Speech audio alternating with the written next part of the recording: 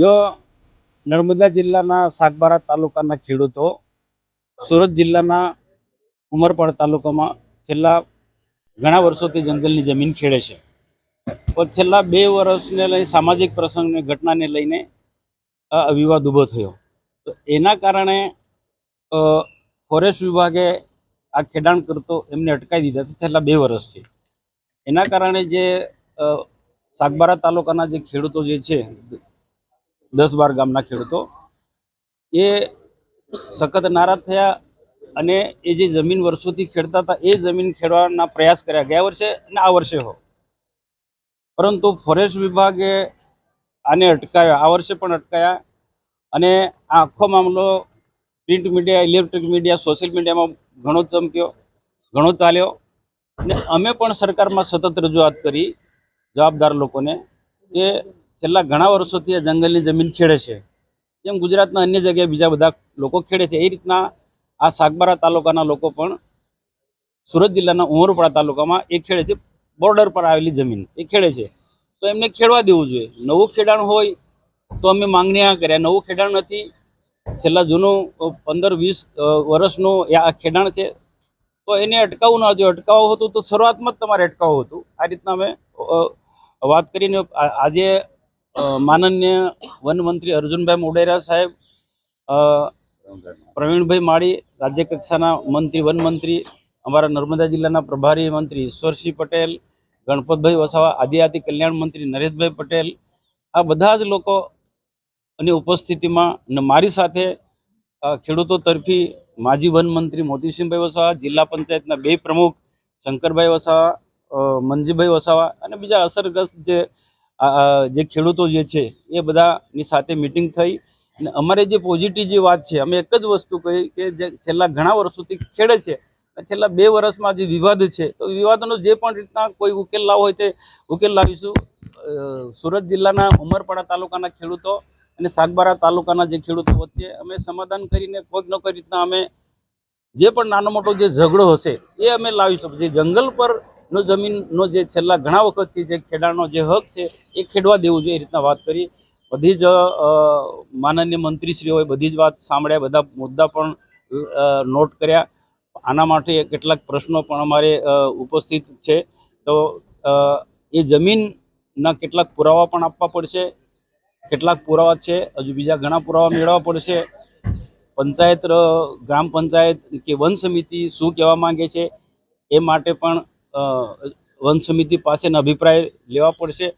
તો પણ સરકાર પોઝિટિવ છે.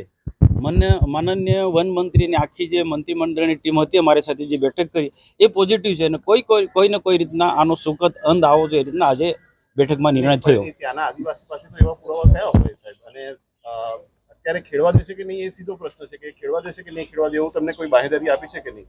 જો આમાં ખેડવા દેવા એના માટે પણ સરકાર અને કેટલાક પુરાવાની જરૂર પડશે. ખેડવા દે એટલે નવું ખેડાણ ઉપસ્થિત થાય. પણ વિષય એ છે કે અત્યારે કૃષિનો સમય છે, તો અત્યારે જ મંજૂરી નહીં મળે તો આખું વર્ષ જે પાછલા વર્ષે ફેલ ગયું હતું એવી રીતે આ વર્ષે પણ થવાનું. તો અત્યારે એ પ્રકારની હૈયાધારણા આપી છે કે ભાઈ અત્યારે ખેડો, પુરાવા આપજો, ના આપે તો પછી આમાં શું છે, ફોરેસ્ટના જે કાયદા એવા છે ને, એમાં એક વન મંત્રી પણ અભ્યાસ વગર કહી ના શકે ચાલો ખેડો. આના માટે આજની બેઠકમાં પોઝિટિવ એમને ચર્ચા કરી, અમારી સાથે ચર્ચા કરી.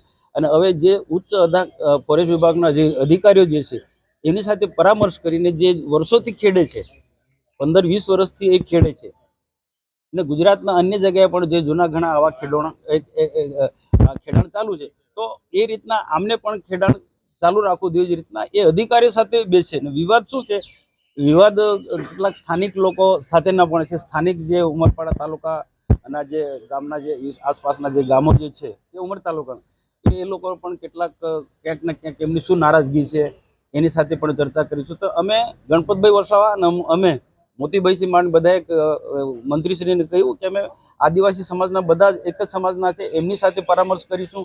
અને અમે પણ અમારી રીતના ઉમરપાડા તાલુકાના ખેડૂતો અને સાગબારા તાલુકાના ખેડૂતો જે જંગલની જમીન ખેડે એ રીતના ઉમરપાડા તાલુકામાં પણ ખેડે છે, અને એની બાજુમાં આ લોકો પણ ખેડે. તો બંને વચ્ચે સમાધાન થાય, કોઈ અંદરના ઝઘડા નહીં થાય. મૂળ જે ઝઘડો છે એ 2 વર્ષ પહેલાં કંઈ સામાજિક પ્રસંગો અને કરીને કોઈક ને કોઈક રીતના એને મારી ડિટેલમાં જોવું નથી, પણ અંદરના ઝઘડાના કારણે આ પ્રશ્ન ઊભો થયો. એ પ્રશ્ન ઊભો ના થાય એટલા માટે અમે સામાજિક આગેવાનો બંને તાલુકાના લોકો ભેગા થઈને આનો ઉકેલ લાવવાનો પ્રયત્ન કરીશું. અને એવું નથી, ધારાસભ્ય ચૈતરભાઈ વસાવાના કારણે આ પ્રશ્નનો ઉકેલ લાવવા માંગતા હતા એવો એ પ્રશ્ન આ ગયા વર્ષનો આપતો પ્રશ્ન છે. અને ગયા પણ ઘટના જે મારે ઊંડાણમાં જવું નથી, તમે માહિતી જે ઘટના ઘટી હતી એ ઘટના એવી ગંભીર પ્રકારની ઘટના હતી. હવે કદાચ એક જણાએ ગુનો કર્યો, બધાએ તો ગુનો નથી કર્યો ને. હવે આજે પણ એ વાત કરી કે જે પણ કોઈ ઘટના ઘટી છે 2 વર્ષ પહેલા એ જે ગુનેગાર હતી એની સામે કાર્યવાહી હતી, બધા ખેડૂતો સાથે નહીં થવી જોઈએ. એટલે આમાં ધારાસભ્ય ચૈતર વસાવા સાથે ક્યાંની સાથે કોઈ નિસ્બત નથી. અને બીજું શું છે, ઉમરપાડા તાલુકાના જે કેટલાક ખેડૂતો જંગલની જમીન ખેડે છે એના માટે ગણપતભાઈ પણ રજૂઆત કરે છે, અને આ બાજુ અમારા સાગબારા તાલુકાના ખેડૂતો માટે અમે પણ રજૂઆત કરીએ છીએ. અને કોઈ બધા પોઝિટિવ છે. અને ગણપતભાઈ પણ આજે કીધું કે બધા આદિવાસીઓ છે, આજે સાગબારાના લોકો જંગલની જમીન ખેડે છે એ રીતના ઉમરપાડાના લોકો પણ જંગલની જમીન ખેડે છે. તો આ બધા માટે એક સરખો નિર્ણય આવવો જોઈએ અને ન્યાય બધાની સાથે મળવો જોઈએ. એ રીતના બધા પોઝિટિવ છે. પણ કેટલાક ફોરેસ્ટના જે કાયદા કેટલાક એવા છે અને સ્થાનિક ગ્રામ પંચાયતોનો પણ અભિપ્રાય જે વન સમિતિ કહેવાય એનો અભિપ્રાય પણ મેન આધાર છે. પણ એ કોઈ વ્યક્તિના કારણે કે ચૈતરભાઈના કારણે કે કોઈ સંગઠનના કારણે ને લઈને આ રીતના જંગલની જમીન જે ખેડે છે એના પર બ્રેક મારે છે એવું નથી.